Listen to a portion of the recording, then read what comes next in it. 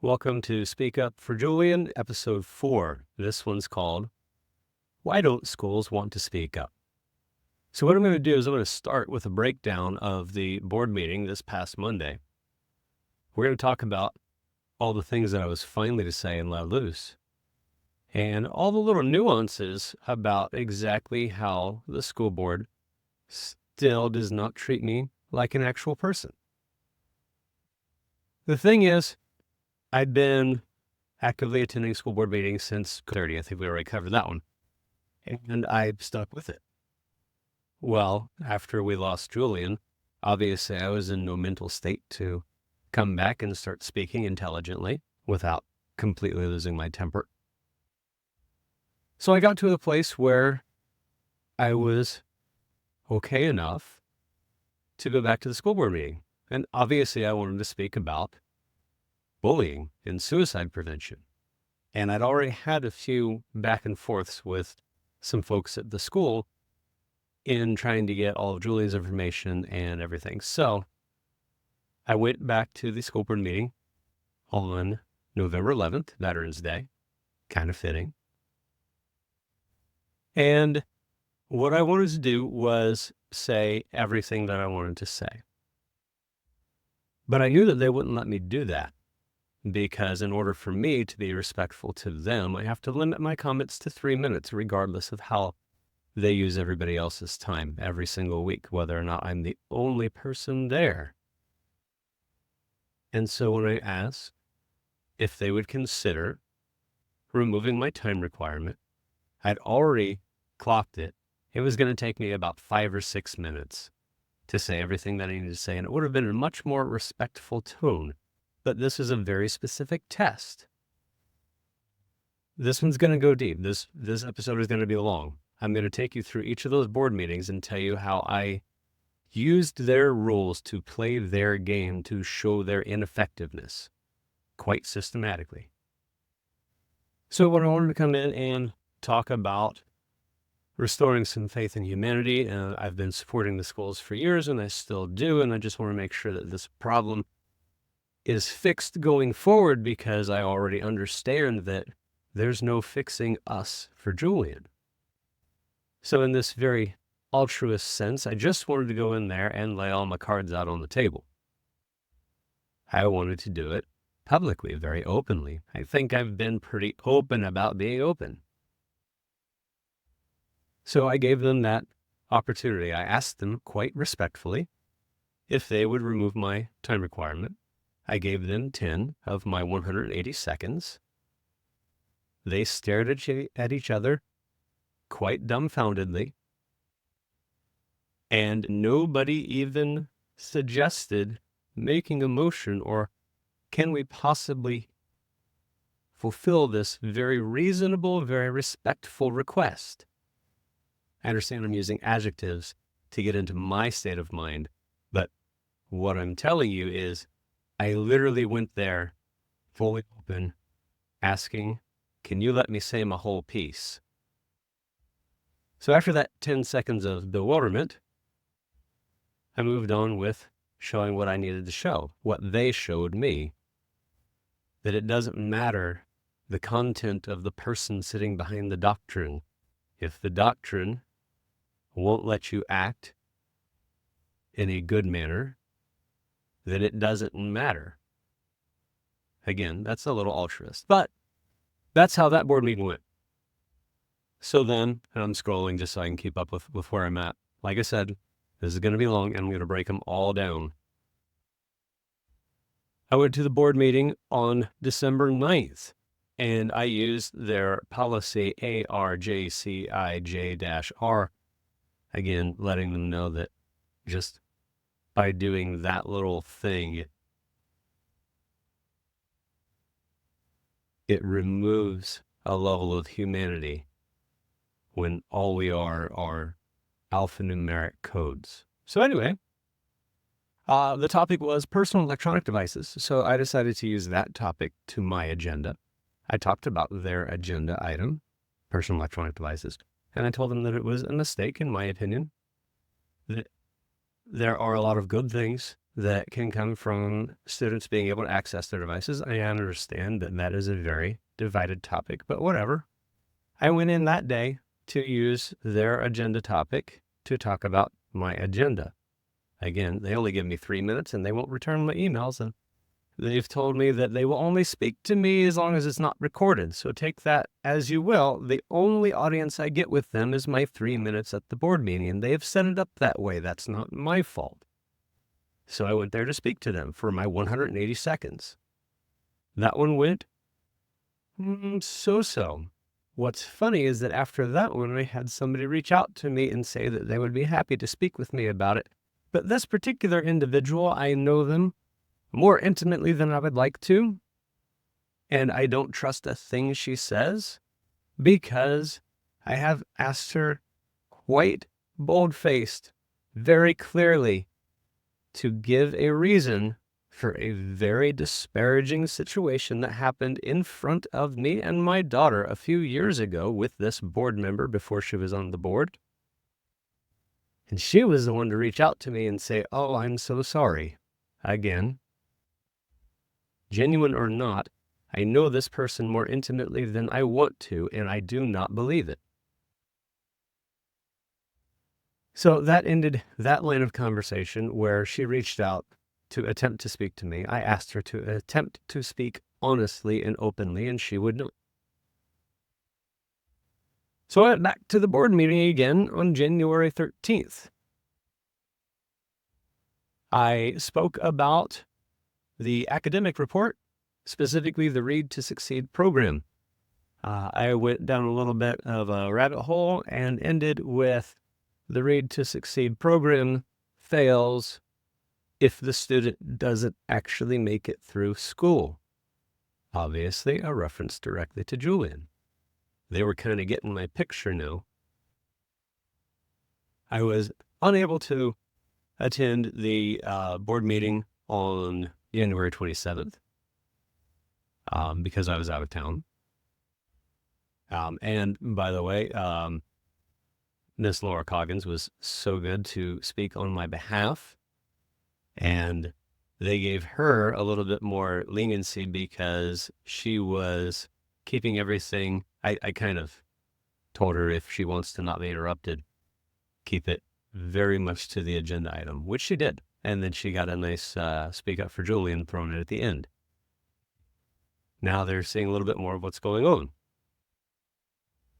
So I went back to the board meeting again on February 10th, and this time their agenda was completely devoid of any additional information beyond a simple header. So I went in to speak about agenda item 5A, events overview, except I don't know what that means. It says the words events overview. Okay. So I went to the next agenda item. Same thing. I went to the next item. Same thing. I went to the next item. Same thing. So as I'm standing there making my point about how they make it impossible to follow their rules to effectively speak at their meetings, and I tried to bring it back to Julian again, and I was interrupted. So I hadn't even gotten very far off topic, and I would argue I was still on topic. Because, again, I was speaking about their agenda and the lack of information on their agenda. So then I spoke about a similar agenda that had a similar lack of information. So yeah, I'll play all this out for you, and you can see how that goes. So that brings us back to Monday, February 24th. The day that I finally took my meager 180 seconds and actually gave them a piece of my mind that they refused to hear, and I hope that they can't refuse to hear it anymore. Would be even better is if I would get some kind of response from them, anything other than, "We're not allowed to talk to you." So, on Monday, I had my notes all written out because I have given them way too much of my time by looking at them as people and giving them respect and talking to them as though it can be conversational. And it's funny, when I rewatched the video, there were times where I kind of I stepped on my own foot there because I looked up at him instead of just reading from my paper. That's a me problem. I tend to look people in the eyes. So after I got through telling them the facts, I was finally able to mic drop on the way out. But there's a bunch of neat little things that happened before and during that meeting. And so that's going to be the first bit of detailed breakdown. All right, so welcome to the first breakdown. We're going to talk about the Dorchester School District 2 board meeting on the evening of February 24th, 2025.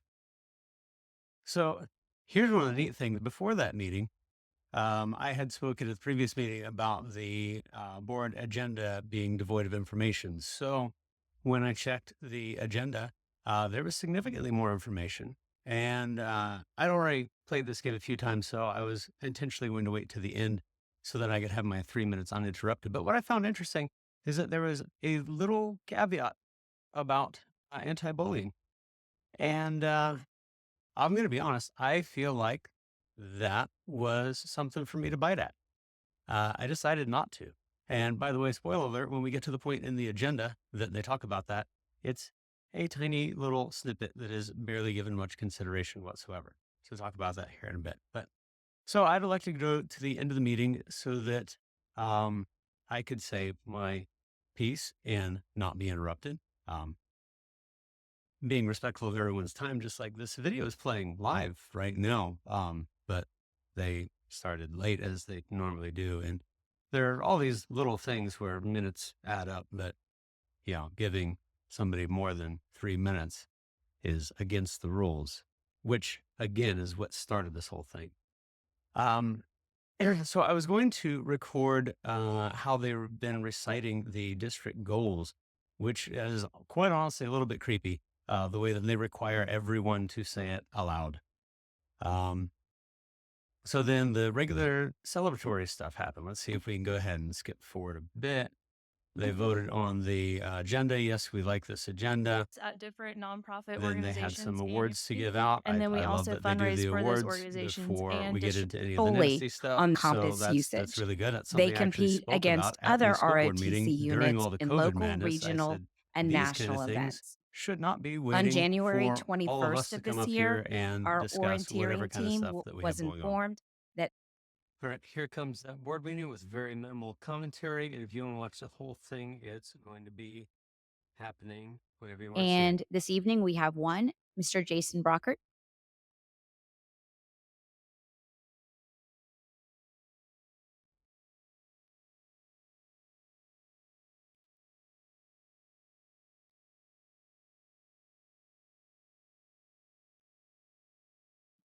I only get 3 minutes, so that's, respectful of everybody's time. I'm just going to have to do this differently than any other time I've been at this podium. I'm going to read directly from my notes and not address you as human beings yet, due to the repeated dehumanizing treatment you've shown me and my family.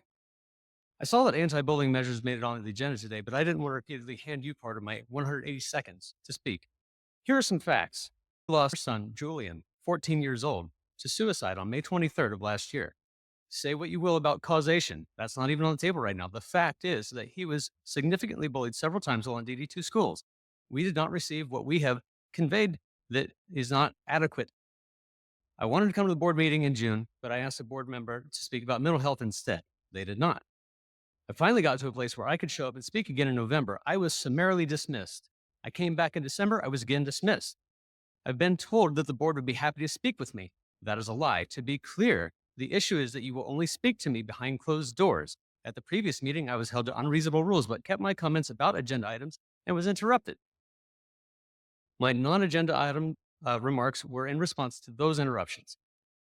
All of those are undeniable facts. This district, as many others, has a severe reluctance to acknowledge its real problems. Children are subjected to bullying on a daily basis, and the district's handling of the policy is not much more than lip service. That's not even specific to my own situation, as I know you've done it to others as well. I've spoken about them here before.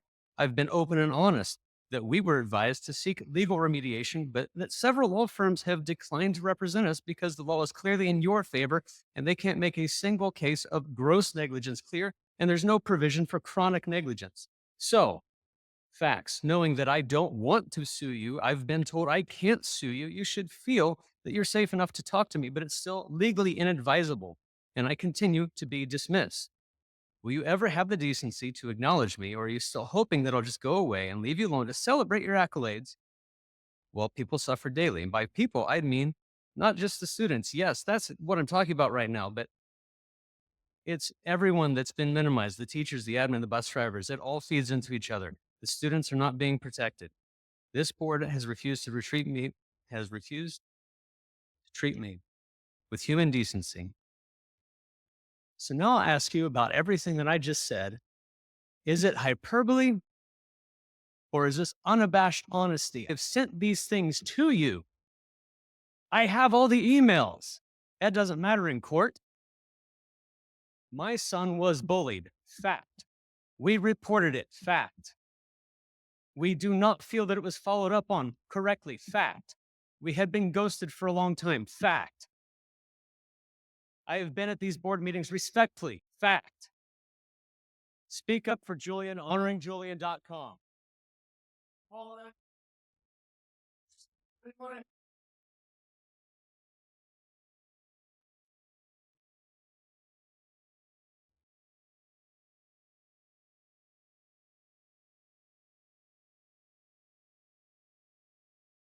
All right, board members, this evening, we do not have an executive session. So at this time, I would ask for a motion to adjourn. So moved. Motion made. Okay. So if you want to see the rest of that, it's going to be long, but I've taken a long time to show exactly how all of these school boards are failing us for all of their bureaucracy. They won. So tell you what, that one felt really good, but there's one more little bit. Here's what happened interesting outside of the board meeting as I was standing there speaking with some folks who were so kind to come and show their support, and they held up some Speak Up for Julian signs when I held up my horns. It was quite beautiful if you were paying attention to what was going on. But as we were standing outside and board members were leaving the building, several of them were escorted to their cars. Some weren't, some were. It seems a little telling that they thought that I was a threat. Again, I don't know how much more open and honest I can be with them, and I am continually seen as a problem or something that needs to go away, but not a human being that they will engage with. So let's roll it back to the next meeting. All right. Sorry, y'all. I'm going to go back real quick because I actually forgot to point out that that whole little caveat about anti-bullying that was in there. So I'm going to preface this. I'm going to play it for you. Don't worry. It's only going to take a little over a minute because they gave a total of 54 seconds of discussion to Vector Solutions, which is essentially computer-based training, and even likened it to annual bloodborne pathogen training. And for anybody that does training, if you don't already know these annual trainings that are annoying because we just have to do them and click through them so that we get our certificate, we don't pay attention to them. This is not a solution. But hey, 54 seconds worth of discussion is indeed anti-bullying. And then there was a 10-second plug for some more data. So I'll let you watch what it is. By the way, I looked into Vector Solutions and it is not a robust solution, but here you go. Here's what the board was saying about bullying. And we'll keep you all updated on that. But we're trying to be as strategic as we can to reach out and gain some of that revenue. The second item or area was safety and security. So I know we've done a lot of talking about anti-bullying measures. So I met with our team today, actually, Vector Solutions, which we own. They have 3 different types of modules: anti-bullying recognition and response for K-12 employees. And they also have a training module for students as well. So we're going to look through and see if that might be something that will work for us and provide that training. similar to not a one and done type thing, but an annual training requirement, kind of like, and I don't want to oversimplify this because it's an important area, but bloodborne pathogens. We have to do that every single year. So we're talking about how can we implement that in with our staff, and how can we implement it in with our students to start every single school year, just to make sure people accentuate the importance of that in our district. And then the second one underneath that is we have just about finished the review. Okay. So, the second thing I have in this group of things, and I spoke for several minutes about the first thing, and I'm going to speak for a lot of minutes about the third thing. Yeah, it seems very important. That is 100% disingenuous. Absolutely. I feel like that was put there because all of the things that I said in my 3 minutes were not specific to vector solutions. So I feel like I was intentionally baited and probably would have been stopped again. I'm glad that I went at the end of the meeting. And I think that my 3 minutes was significantly more impactful speaking about anti-bullying than the 54 seconds given to vector solutions and bloodborne pathogen training monotony. Okay, so this one will be a little bit shorter. This is the board meeting on February 10th. And so this segment right here is not going to be much longer than my 3 minutes. I didn't really have much of a personal agenda that day, except to continue to drive home the fact that they had been treating me entirely unfairly. So I reviewed the board agenda as I had previously, because I would pick an agenda item that I could twist to my own agenda. And obviously they were catching on to that. So before agenda items are allowed to be discussed, they even preface it with, by the way, you should really keep to your agenda topic. And if you don't keep to your agenda topic, we're going to kick you to the back of the bus. So that's what I expected to happen, and they did not disappoint. All right. The next item on our agenda this evening are our public comments on agenda items. And just as a reminder, public comments on agenda items are addressing items on the agenda, and speakers may address only items printed on the agenda for that particular meeting. I wonder who that was meant for. At this time, we have one speaker, and I will welcome Mr. Jason Brockert. Surprise, surprise, only one speaker.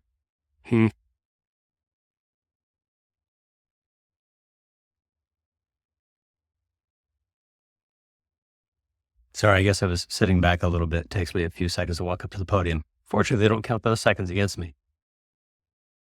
Good evening. I would like to discuss agenda item 5A, events overview, but there's no amplifying information, so there's just a subject line. So I went to agenda item 6A, there was just a subject line, and 6B, subject line.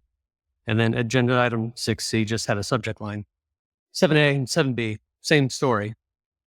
When I got to 7C, which just showed up today, by the way, on board docs, because I've been looking at it all weekend, there was also no additional information beyond a subject line. So I have no idea how a member of the public would be able to get up to this board and speak about a board item when all of the items in board docs are devoid of amplifying information. So similarly, when I spoke at the December 9th meeting about cell phone policy, because that was an agenda item, and I could talk about what I really want to talk about and not be shoved to the back of the meeting, which is arbitrary. Oh, she got ready. I was told, but she didn't pull the trigger, meeting that any member of the board would be willing to speak to me. Mr. Brockert, I'm going to interrupt you. I'm sorry. Time to stop me. If you would like to speak on an agenda item, you're welcome to. If you would like to just make a public comment, that's number 8, and you're welcome to wait and do that then. This is still pertinent to agenda items. I'm sorry, to which agenda item? Which agenda item indeed? Agenda items 5A through 7C, devoid of information, as previously stated. Okay. A recurring problem at previous meetings, which I'm relating to a previous meeting at which I spoke on an agenda item. Do we not see a connection? I'm finding it odd that there are many connections that this board will not see. Okay. If you would like to and wait many and speak, voices that will not be allowed. I've been very respectful. I would challenge every last one of you as to whether or not I have been respectful at this podium for multiple years. Shake your head at me. Go ahead. I understand that. We absolutely want to be respectful of your time and ours and everyone attending and watching this meeting. So I'm going to ask you if you will please hold your comment to item number 8, which is public comments that are not on our agenda item. Thank you very much. We appreciate your time. HonoringJulian.com. I certainly felt appreciated, especially after they so sad. All right. The next item on our Anyways. agenda this evening is our board chair's report. Yeah. And again, Okay, so now we're all the way back to the board meeting on January 27th. I'm not going to show that one here. They're all linked in the notes. So anybody who wants to watch all of these, by all means, I will have a very nice direct repository where you can just click on a thing and watch the entire meeting, should you so desire. On the 27th, Miss Laura was so kind to go in there and represent me when I was on my first business trip in the better part of 6 years. And just happened to be that I was out of town for this one. So she stuck to some good topics and threw in a very nice speak up for Julian at the end. I greatly appreciate that because that's the kind of thing that kept that momentum for the week that I was out. So I'm going to show you at the January 13th meeting where I used the agenda topic Read to Succeed and spoke about how much of an avid reader Julian was and how they even created additional awards for him when he was in elementary school because of the amount of books that he read and his fantastically high lexile level. And then, of course, I punctuate that at the end by letting them know that it doesn't matter what your reading proficiency is when you're no longer around to read. But I want to show you a little bit at the beginning without going through all of it. This is the kind of stuff that makes my blood boil because, again, when they use the term all students, that just hurts every time they say all students. And I am sitting there and I have been there and spoken to them about the ones that are getting left behind constantly. So after they read the governor's proclamation about how school boards ensure all students succeed, and then board chair Wibberley reads the SCSVA ethical principles. So let's take a little listen to that. then we will all sign this poster representing our plan to follow these ethical principles as we serve. As members of the board, we pledge our efforts to improve public education in our community and will solemnly try to represent the interests of the entire district when making decisions and to rely on available facts and on our judgment rather than on individuals or special interest groups. Understand the proper role of the board to set policies governing the district and to hire the chief administrative officer to carry out these policies. Encourage an open exchange of ideas by all board members during the decision-making process. Seek regular communications between the board and students, staff, and all segments of the community. Attend all board meetings to study issues. I'm just going to pause that real quick. Regular communication. I don't think that the communication between myself, my family, and the school board has been anything categorically described as regular. Facing the board and to enact policies and official actions only after full discussion at such meetings. Work with other board members in a conscientious and courteous manner, befitting the public trust placed in the position of school board trustee. Communicate concerns and public reaction to board policies and school programs to the superintendent and other board members in a professional manner. Support employment of the persons best qualified for staff positions and to ensure a regular and impartial evaluation of all staff. Avoid conflicts of interest and to refrain from using our board positions for personal or partisan gain. Encourage recognition of the achievements of students and staff and of the involvement of community residents. They do that. Support legislation and funding which will improve the educational opportunities and environment for students and staff. take no individual action which would compromise the integrity of the board or administration, and to respect the confidentiality of information that is privileged under the Freedom of Information Act. Study current educational issues and to participate in training programs such as those offered through the South Carolina School Boards Association. And make our district's educational setting the best possible to encourage all students to achieve and to love learning. Right there. Making it the best possible environment to encourage all students to achieve and to love learning. I do not know how many families I know whose children are absolutely terrified to go to school, and they have actually told the school about why and who and where and how. And yet, still, there's a state requirement that your butt has to be in that seat. And if your butt's not in that seat, then the school doesn't get their money. Ipso facto, I have not seen the individual care. All right, sorry, I spent too long on that one. I will probably go back and cut out a few of those really unimportant. Again, you can watch the whole thing if you want to. Let's skip ahead to where I get to have my 3 minutes. Okay. And then at this time, All right, so here's my 3 minutes during that board meeting. on agenda items, and we have two this evening. The first is Mr. Jason Brockert.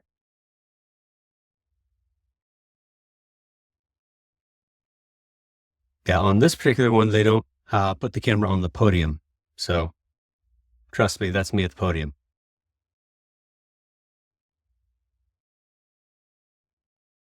Good evening. I'm actually reminded again to thank you. It was a few years ago. It was in the COVID days, those dark times, where I'd recommended that we do awards before public comment. I think that's pertinent. That was a good move. So it's really good that they did not have to sit through what you and I remember from what happened at these podiums. With that, I think I need to provide a breakdown of some of the first few minutes of the meeting, but that's entirely different. You have an agenda item tonight, 7E academic report, specifically Read to Succeed. I read through that, and I remember going through it a few years ago. I like the update where there's a specific focus on the K through 5 rather than all K through 12. It reminds me back in 2018 when my son had won several reading awards. In fact, they even had to create a separate award for how many books he read that year. In second grade, he had a Lexile level over 1100. And the courses were very good for this. That got him into gate classes. That set up years of academic performance. He was mostly a straight A kid. For 6 more years, he had a fond love of reading. I'd like to remind you that it doesn't matter our reading levels when we don't make it through. So the academic performance doesn't matter if you don't make it through. So from that, I'd like to know, over the past few years, I've been at this podium speaking about many, many things. I love celebrating the accolades, I do. But there's an issue. We need to address issues as well. It cannot all be celebration. I'd like to know what has been changed in the schools since I have been at this podium for years about bullying. I'd like to know what you, who have been on this board for a while, have done individually to make anything better on that regard. And to our incoming board members, I also challenge you to do better. Gotta love that absolute poker face that I get. Since May of 2021, I happen to count it up. I have 107 emails to Joe Pye, Mrs. Robbins. I've been doing this for a while.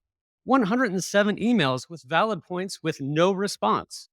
Or, to be fair, she disagrees. with a response where I had a further question, which was then not answered. I've been up here and been active. I don't see the change for the things that need to be addressed. We hear about budgets. I get that. I've talked about teacher retention and budgets. I would like to know what all of you are going to do to change things for the better. my 3 minutes. Thank you. Thank you, Mr. Brockert. Oh, Okay, yes, next thank we you. have Mr. Ben Huff. And up next, I feel really bad for the fellow that followed me, so we'll just skip that. That was my third time back addressing the school board after having lost Julian. Again, I'm working my way backwards. My very first time back was the test of whether or not they would even really speak with me. At this point, I had determined that they would not speak with me. And so I had to use their agenda to talk about what I wanted. And at this point, they were really getting tired of me using their agenda items to talk about Julian. All right, so I'm going to take you back to the December 9th board meeting. I'll remind you, this is the second time I've returned to being at the school board meeting since we lost Julian. And yeah, I'm going to unintentionally throw someone who I think is a very honest person under the bus. And I'm going to let you all listen to the group recitation of Dorchester 2's vision and mission. And they're all reciting it by heart lovingly. As such, they should tout these extremely profound words. But I want you to listen to this through the lens of me and see how much you start seething with hypocrisy when you hear these words. Let's take a listen. Thank you, Dr. Wimberly. I have the honor of reading our vision and mission for Dorchester District 2. I would ask, I know we have quite a few educators with us tonight in the audience. I would ask our educators as well as our board to please help me recite our vision and mission. So we'll start with our vision. You'll see it up there on the screen. I'm sure everybody has it in your hearts and you know it, but it is on the screen for you. Dorchester School District 2 desires to be recognized as a world-class school district, expecting each student to achieve at his or her optimal level in all areas, and providing all members of our district family with an environment that permits them to do their personal best. Each student, all members, and then moving into our mission, Dorchester District 2 is leading the way every student, every day, through relationships, relevance, and rigor.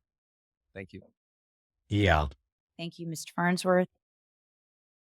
So this particular board meeting, I was still trying to get some things figured out.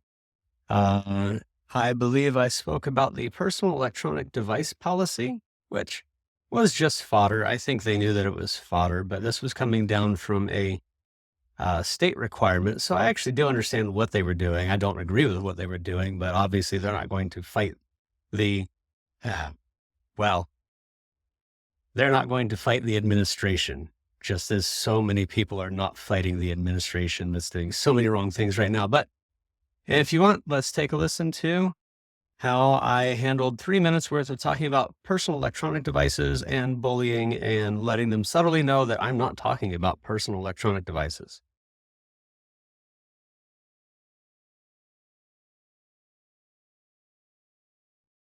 Your art teacher, because clearly she's doing Oh, almost. There we go. 20 minutes available. Just remember, 20 minutes available.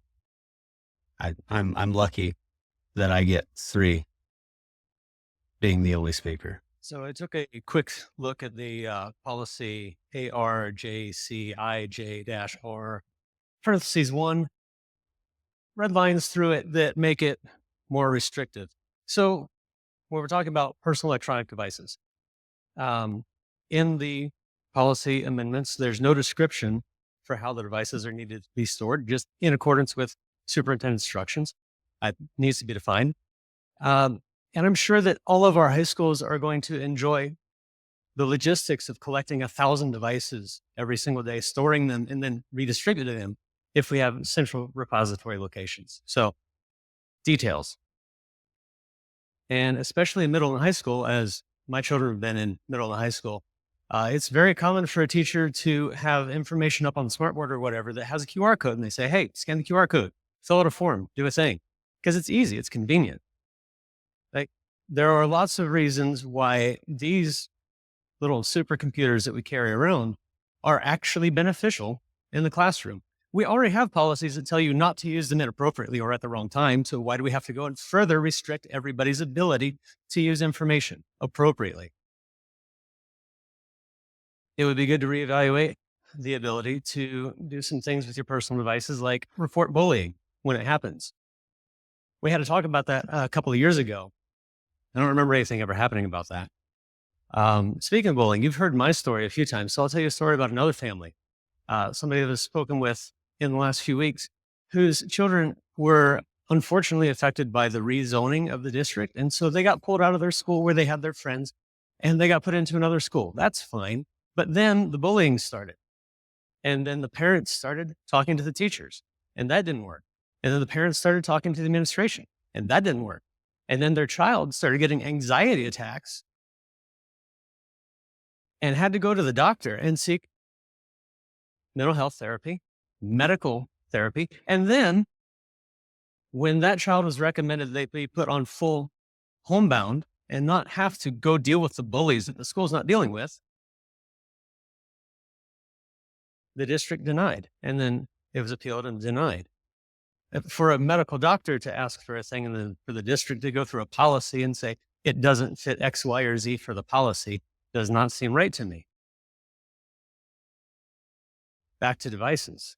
We have all of this information at our fingertips.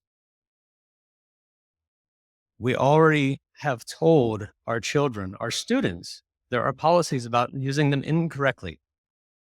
Why restrict it further? Why make logistical headaches for everybody to have to deal with? And why not make things more available? 3 minutes. Thank you. All right. So I feel, first off, I haven't watched this one in a while. I have a new respect for Pete Hegseth. Yeah. So I could notice that I was slurring a few things, and quite honestly, after I got off of my script, the biggest thing that makes me pause is trying to be careful with my words so I don't just tell them off. So anytime that I'm standing there trying to choose my words, it's because the sailor in me is trying to come out. Now, I got to say, I am pretty proud of that version of Drunk Me that was able to get through that without throwing that podium across the room. But let's go ahead on back to the very first one. This will be one of the longer ones. I'm sorry. This is almost over if you've been watching this whole thing. All right. So this is my last board meeting to review in this podcast. I'm sharing out my notes that I've kept for years. They have hyperlinks to each of the videos. Most of them will either start you exactly where you need to be if you want to see my 3 minutes, or they will tell you about where my 3 minutes are. Also, it is the entirety of the board meeting for all of those who choose to view the whole things. I've said before, I am trying not to hide anything. So here I am coming back to a board meeting on November 11th, Veterans Day, 2024.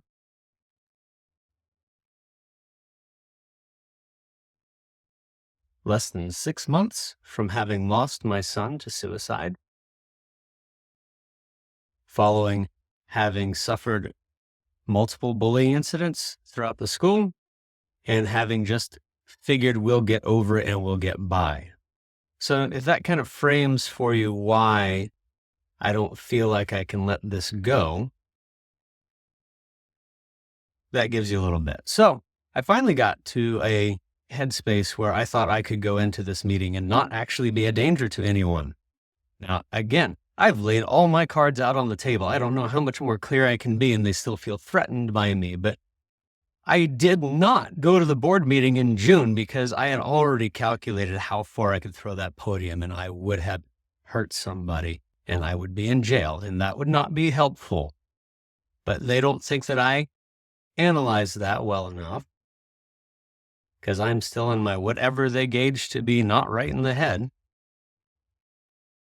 So I wanted to say everything that I had to say. I'd thought about this quite obviously a lot. And I'd written up my notes for this board meeting, and I said, I cannot fit this into 3 minutes. And I cut things and I adjusted things and I read the speech and I tried to speed read through parts. And I said, you know what? No, this is insane. This is important. They need to give me more than 3 minutes. It's not unreasonable. All I have to do is go in there and speak to them as human beings and ask them honestly, seeing as there was nobody else, and even if there were a few other people, but whatever.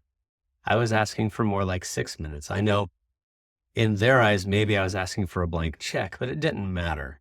I asked very respectfully, can I not be under this 3-minute timer? I figured the response I was going to get, I actually got a colder response than I thought. And it's because not a single person even tried to let me have more than my 180 seconds. So I gave up 10 of my 180 seconds, not including the portions that I had to pause to gather my thoughts to not tell them exactly what to do with themselves. But I had 2 versions of this speech written up. One said all the things I needed to say.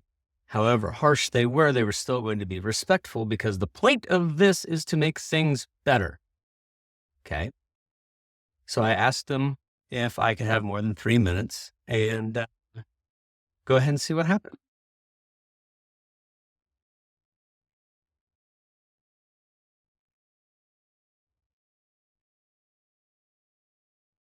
Sorry, I guess I didn't have it keyed right up. I don't mean to be disrespectful of your 14 seconds it's going to take to get me to the podium.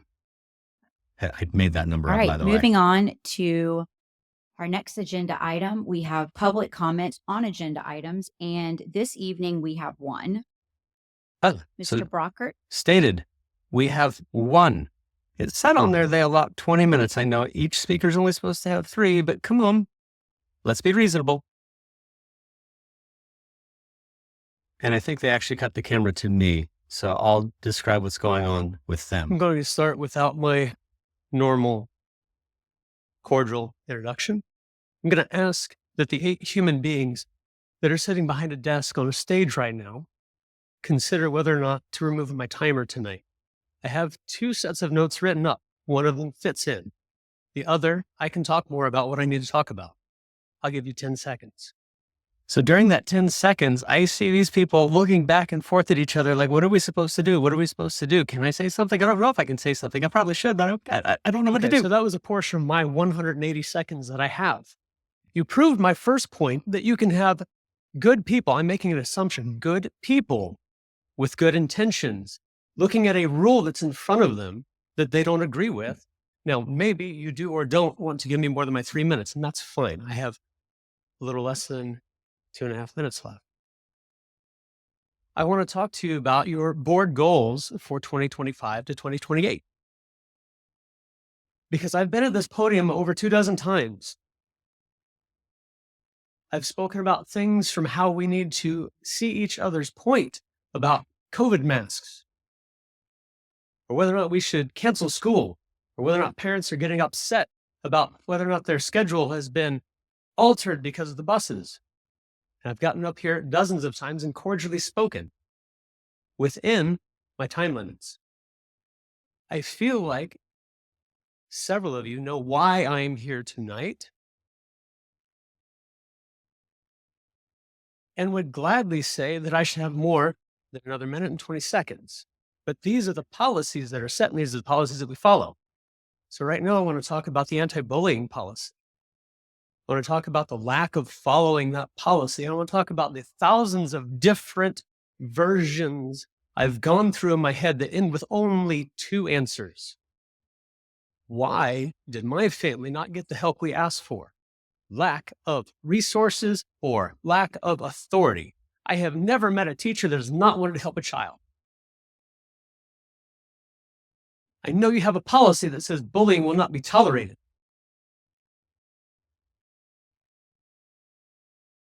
That policy is not being followed. There are more students that are at risk inside the walls of your school, not outside the walls of your school.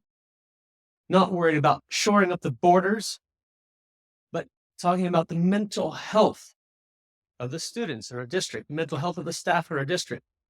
To repeatedly say, and I've talked about this before, I've got a different perspective today, to repeatedly say that to hold the banner of we do so much with so little is acknowledging the stress and saying that we are so arrogant that we have it anyway. My son would be here today if y'all had done something different.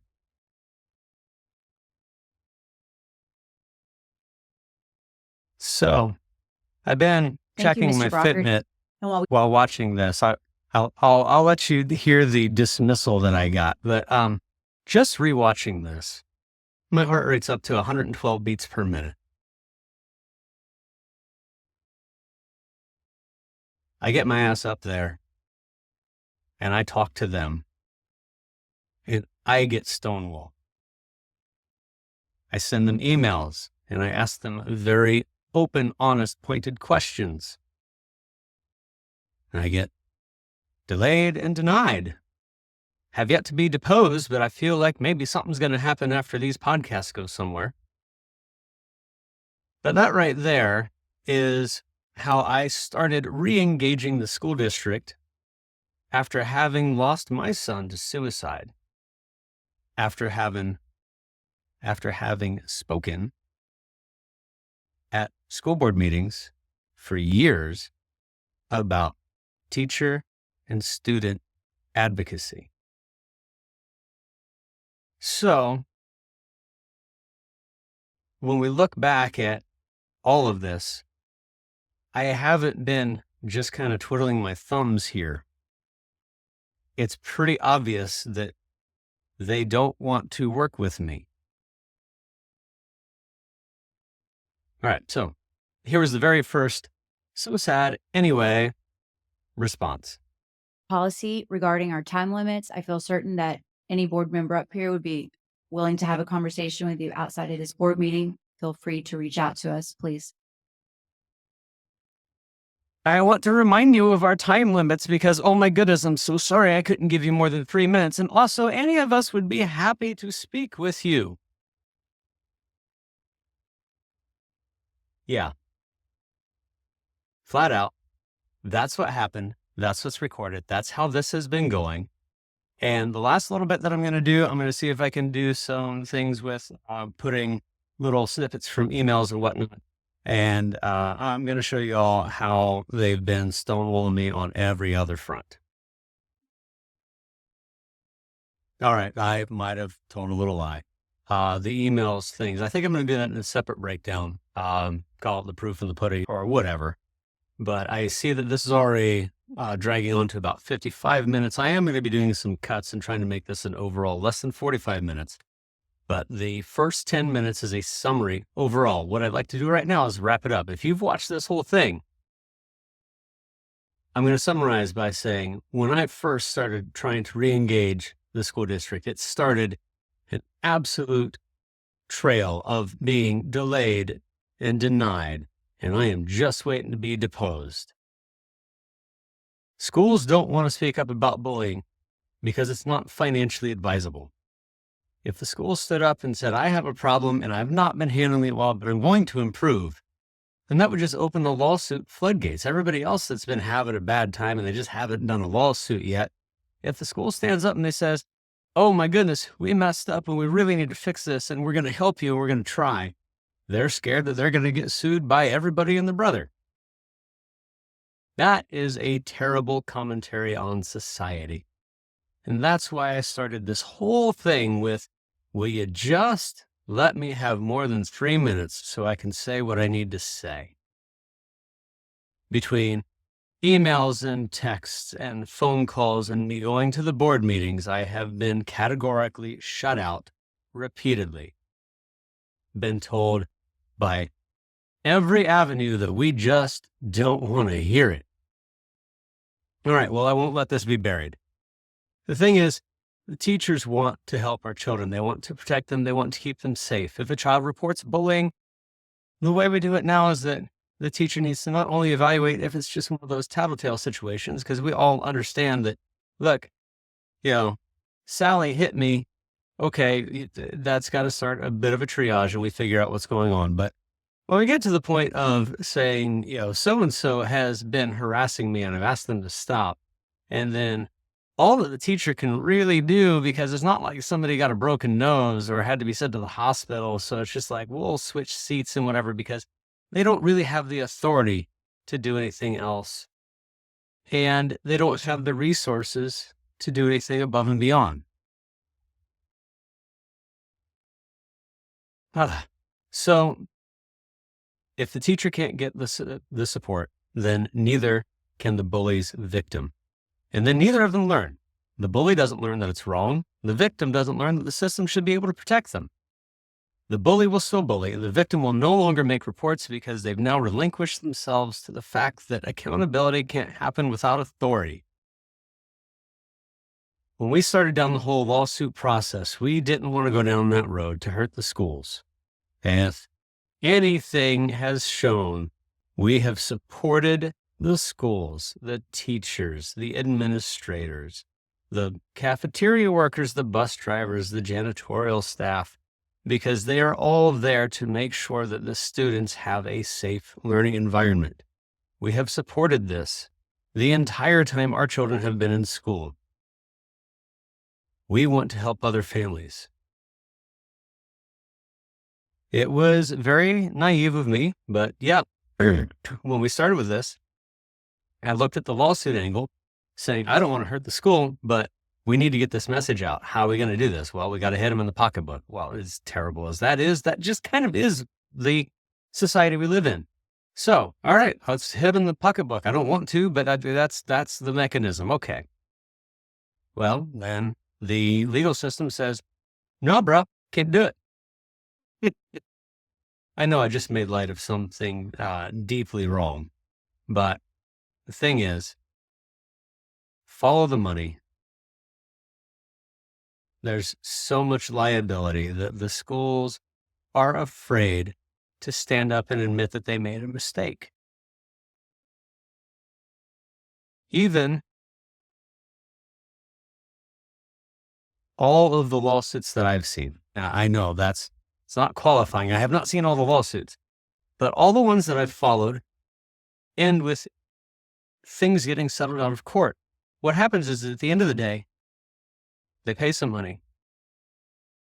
The school says, we did everything we were supposed to do. We feel really bad for what happened. We're compensating the family because, bad stuff happened. But we did our jobs. So, I had a lot of naive ambition that I was going to do this big coordinated, everybody sues the schools, but we give the money back to the schools. Okay, and Robin Hood bullshit, whatever. The thing is, I'm still doing this. The schools can't speak up because of who holds the purse strings.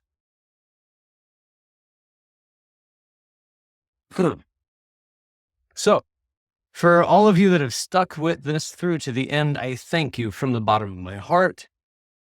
I know this is a long one. This is an important story that needs to expose the true inability we give ourselves when we are restricted by rules that we don't agree with. Thank you.